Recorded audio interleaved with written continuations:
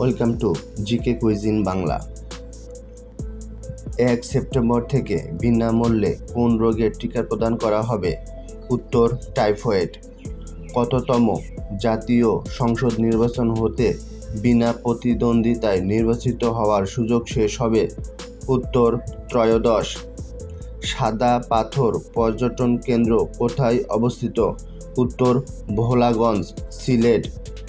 সম্প্রতি প্রধান উপদেষ্টা প্রফেসর ডক্টর মোহাম্মদ ইউনূস কোন দেশ সফর করেছেন? উত্তর, মালয়েশিয়া। দেশের একমাত্র কৃষিভিত্তিক উত্তরা ইপিজেড কোন জেলায় অবস্থিত? উত্তর, নীলফামারী। গার্ডস আর্মি কোন দেশের গেরিলা সংগঠন? মিয়ানমার।